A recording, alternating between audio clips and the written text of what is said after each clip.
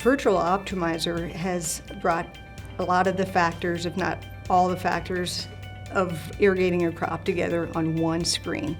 You've got your plant growth stage, you've got the weather, you've got predictive weather, and you've got your rain events and your irrigation events. It's all there.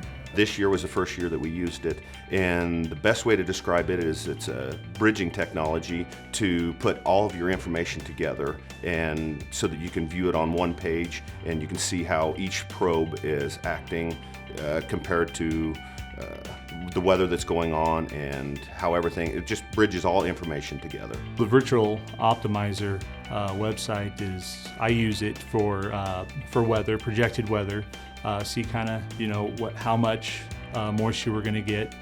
I also use it for exactly where the crop is.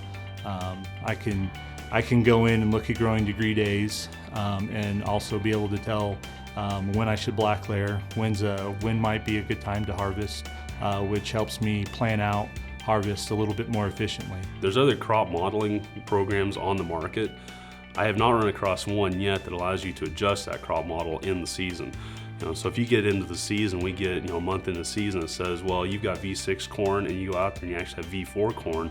Well, that's going to impact what the yield is at the end of the season. So you can actually go into this model and make the adjustment and slide that back to V4. So then when we get to the end of the season, you get a much more accurate prediction of when are we going to get black layer, when do we need to stop irrigating based on crop water use, and then when do we start, which field do we start harvesting first as well based on the moisture content. That awareness has really helped us to plan better down the road for future irrigations, and then with Nick coming together with putting growth stage in along with weather events, it's just creating a whole picture, a whole model for us to do a better job of watering that crop at the right time and at the right depth.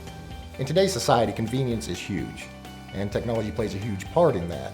And more with these probes and the VRI and the AgSense units, we're playing more and more into that, and convenience is is going to be huge in that. And that's just, instead of having to drive 10 miles to your pivot to check it, you turn on your computer, say, hey, I'm getting this much water here, it's running at this speed, everything looks good, let's go to dinner.